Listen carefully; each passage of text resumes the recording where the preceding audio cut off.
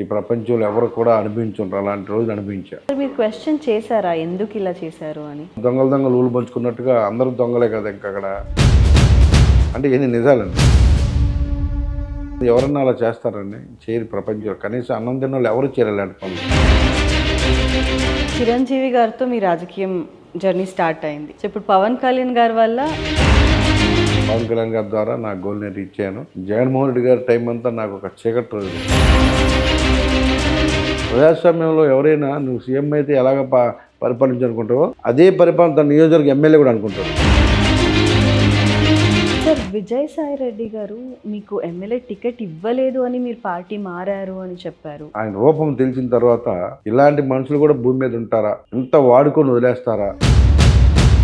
నేను ఇచ్చాను, నేను ఇవ్వాల, ప్రభుత్వం ఇచ్చింది, ఏదో నేను ఇచ్చాను, నేనంటే నువ్వు అక్కడేనండి.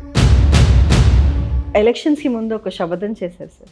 నేను అప్పుడు చెప్పాను, అరే నేను వెళ్తేనే రావడం బయటకు చెప్పారు, మీలాంటి ఎదలు పాలిటిక్స్లో ఉండకూడదు. ఎలక్షన్కి ముందే అందరికి ముద్దులు పెట్టేవాడు. వాళ్ళే 10 మందిని పంపించాయన హింస పెట్టి తీసుకెళ్ళి నన్ను హింస పెట్టేశాడు. వాళ్ళ నాన్నగారికి ఆయన చాలా తేడా ఉంది. వాళ్ళ నాయన నమ్మిన వాళ్ళందరినీ ఆకాశం తీసుకెళ్తే ఈ నమ్మిన వాళ్ళందరినీ చెప్పారు.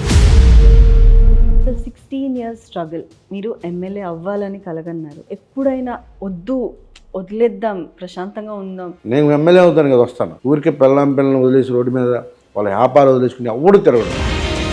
నేను ఆ రోజు చెప్పా, నా కన్నీరు నీకు శాపంగా మారుతుంది. ఫ్యాక్స్ నిజానికి ఆయనతో పాటు 10 వెళ్ళేవాళ్ళు, ఆ ఫ్యాక్స్ లిస్టులు ఉండేవాళ్ళు. ఇప్పుడు ఫ్యాక్స్ లిస్టులు తన్నే రోజులు వచ్చాయి. ఎక్కడ చేయి చాపను, ఒకరి తల దించను, 1000 మంది కత్తులు పట్టుకొచ్చినా భయపడను.